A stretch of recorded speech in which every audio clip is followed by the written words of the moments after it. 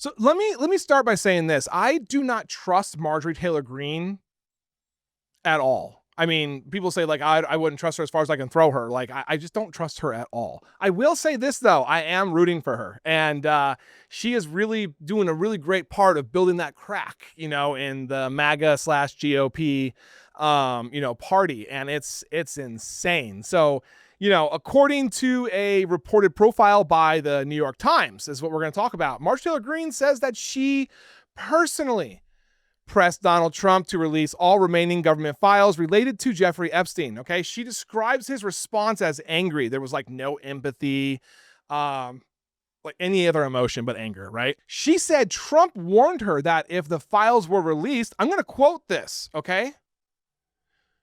My friends will get hurt, end quote. Hold on, okay? What I just said was Donald Trump's response to Marjorie Taylor Greene when she was saying that he needs to release all the files. I'm going to say that again. Quote, my friends will get hurt, end quote.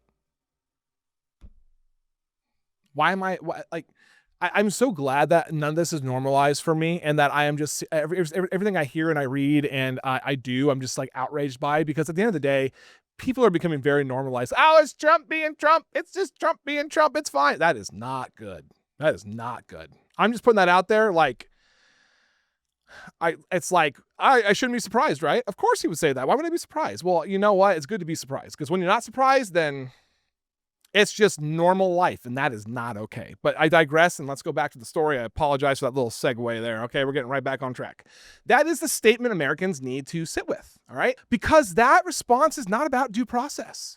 It's not about protecting victims from trauma. It's about protecting people close to him, people that fund him, people that support him, and honestly, people that could probably ruin him, actually, which is really interesting if you think about it. Greene also describes another moment, one that, speaks directly to how power is viewed, all right? I mean, she says she urged Trump to meet with the Epstein survivors in the Oval Office. I mean, according to her account, he refused, saying that the survivors had done nothing to deserve, wait for it, that honor.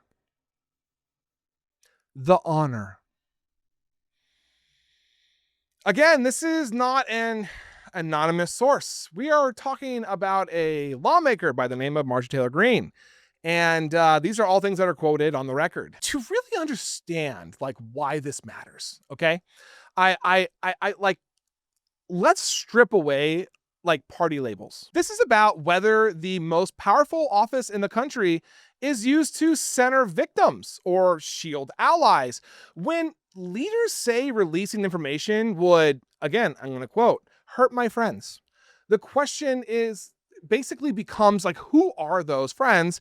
Why is like their exposure a great concern, more than the victims and what the public wants? Because what the victims want and what everybody else in this country wants is we want to know.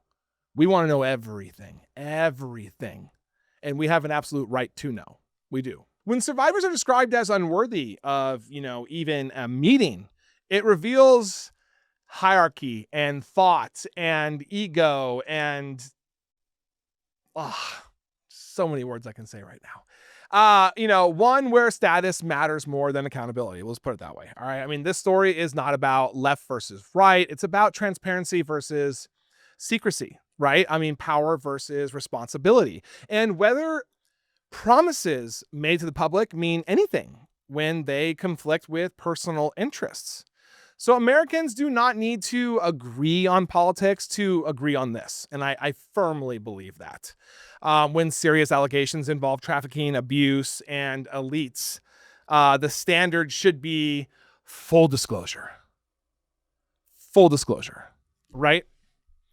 But instead we have silence and lies and distractions and just a bunch of BS. Anyway, that is what was reported. That is what was said. And that is why, this moment matters. And that is why I'm telling you guys this. That is just,